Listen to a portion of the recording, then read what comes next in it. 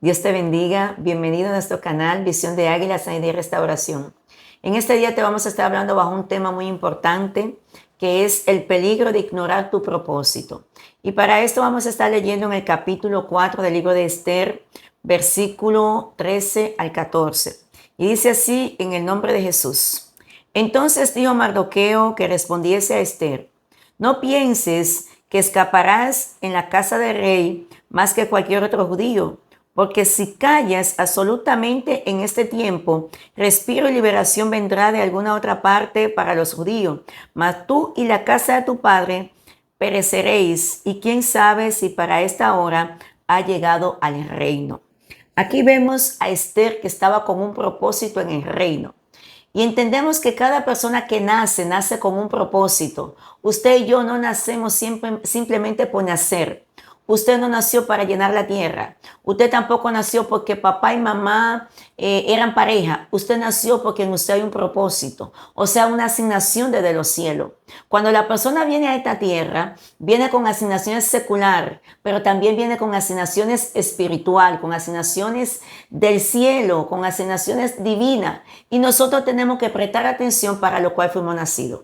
Entonces, hay muchas personas que piensan que vinieron simplemente para estudiar, para trabajar y un sinnúmero de cosas, y se le olvida la asignación espiritual. Entonces, aquí podemos ver en Jeremías que dice la palabra que este muchacho, antes que se formara en el vientre de su madre, ya Dios lo había asignado para algo, porque dice la palabra que antes que él se formara, Dios lo había conocido. Pero antes de que él naciera, ya Dios lo había santificado y se lo había entregado por profeta a las naciones. Entonces, así mismo somos nosotros. Desde antes de formarnos en el vientre de nuestra madre, desde antes de nacer, ya venimos con una asignación. Por lo tanto, es necesario que cada persona trate de investigar cuál es su asignación en esta tierra. ¿A qué usted vino? ¿Por qué no moriste en el vientre? ¿Por qué no moriste cuando estaba pequeño? ¿Por qué muchas madres que han querido abortar no han podido abortar? Porque hay una asignación, un propósito en la vida tuya. Entonces, Jeremías había un propósito en la vida de este hombre. Porque por lo más que él quiso decir que era un niño, a final de cuentas, tuvo que hacer lo que Dios lo mandó a hacer. Era un niño según él, pero Dios lo veía como una persona que iba a llevar el propósito bien lejos, que iba a ser un profeta poderosamente. También vemos el caso de Moisés. Dice la palabra que en el tiempo de Moisés los niños hebreos no podían nacer. Mas, sin embargo, este muchacho cargaba un propósito, cargaba una asignación, y aunque quisieron matar a los niños, a Moisés no lo pudieron matar. Aunque quisieron ahogarlo, a Moisés no lo pudieron ahogar. ¿Qué te digo con esto? Que cuando una persona carga un propósito, el diablo ni lo puede matar ni lo puede ahogar. O sea, ese propósito solamente usted lo detiene. Porque el único enemigo del propósito de él mismo es la misma persona. Cuando la persona dice que no se va a cumplir, ese propósito no se cumple. Pero si la persona dice que se va a cumplir, por encima de la adversidad se cumple. Y vemos la historia de los talentos. Un señor, un amo, dice que llamó a los siervos y empezó a entregarle talento para ver qué ellos iban a hacer. Es una tipología del Señor con nosotros. Y dice que a uno le entregó 5 talentos, a otro le entregó 2 talentos, pero a otro le entregó 1.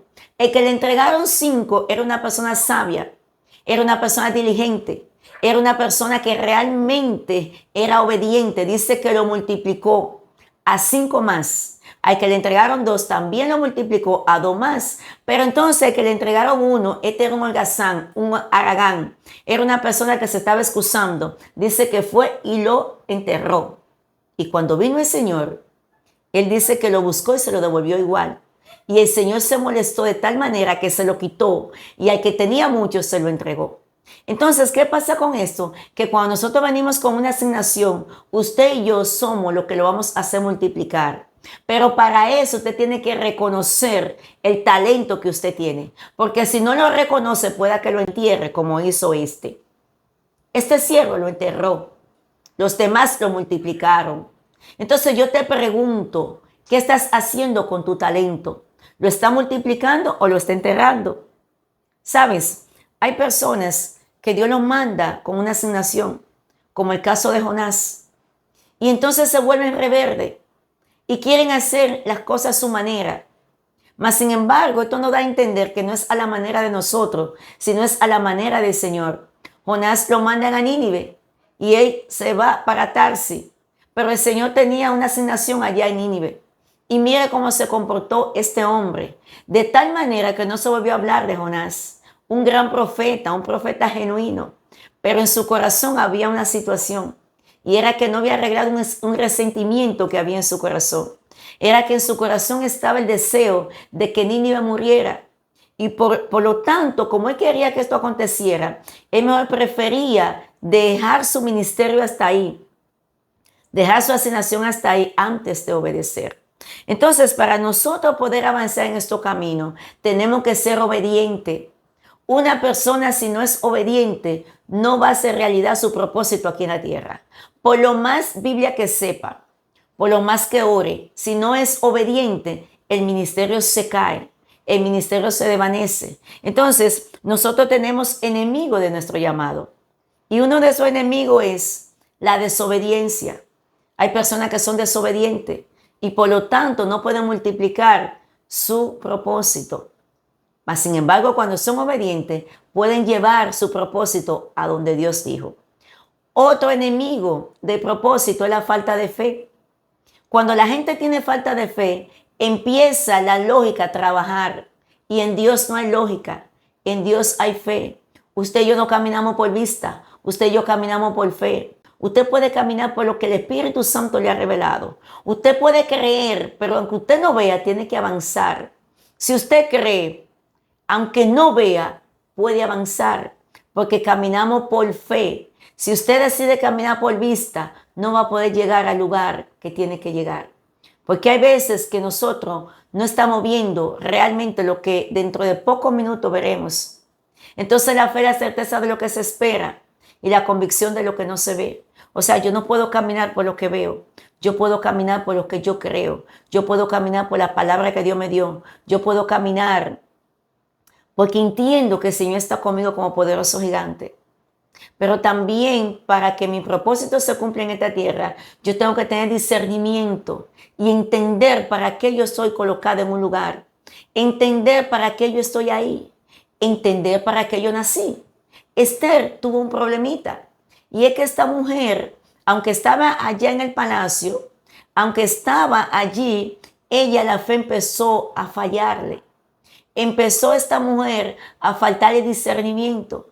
Y cuando ella escucha que van a acabar con los judíos, que Mardoqueo le manda a decir, porque Mardoqueo era como su padre, y dice la palabra que cuando vino el edicto, donde decían que iban a acabar con los judíos, porque Amán no quería saber de los judíos, simplemente porque Mardoqueo no se inclinaba a él decidió acabar con la nación. Mire el odio que tenía este hombre. Dice que cuando Esther se entera de lo que está aconteciendo, Esther le falló la fe y dijo, yo no puedo entrar a donde está el rey porque no he sido llamada. Y posiblemente si yo entro allí voy a ser muerta. Entonces a esta mujer le falló la fe, pero también le falló el discernimiento. Ella no entendía para lo cual la habían colocado allí en el trono. O sea que ella no estaba allí simplemente por estar. Ella estaba allí porque para ese tiempo era necesario que ella estuviera. Como hoy en día, para este tiempo, es necesario que tú estés donde estás. Estás ahí porque hay una asignación, que tú tienes que hacer algo, que yo tengo que hacer algo. Esta mujer no tuvo el discernimiento adecuado. Dice que cuando ella se da cuenta de lo que está aconteciendo, Mardoqueo le manda a decir con punto y detalle lo que va a acontecer y que es necesario que ella intervenga, que ella interceda, porque para ese tiempo estaba ella en el trono. Y ella como que quiso no hacer lo que tenía que hacer. Como que la fe le falló. Como que ella entendió que iban a acabar con los judíos, pero ella se iba a quedar libre. Pero entonces esta mujer estaba rodeada de personas que confrontan. Usted sabe que es necesario que usted y yo nos rodeemos de personas que confrontan. Cuando usted y yo nos rodeamos de personas que confrontan, esas personas nos van a decir en el momento indicado lo que tienen que decirnos. Ella estaba rodeada de gente que entendía realmente lo que tenían que decirle. Y uno de estos era Mardoqueo.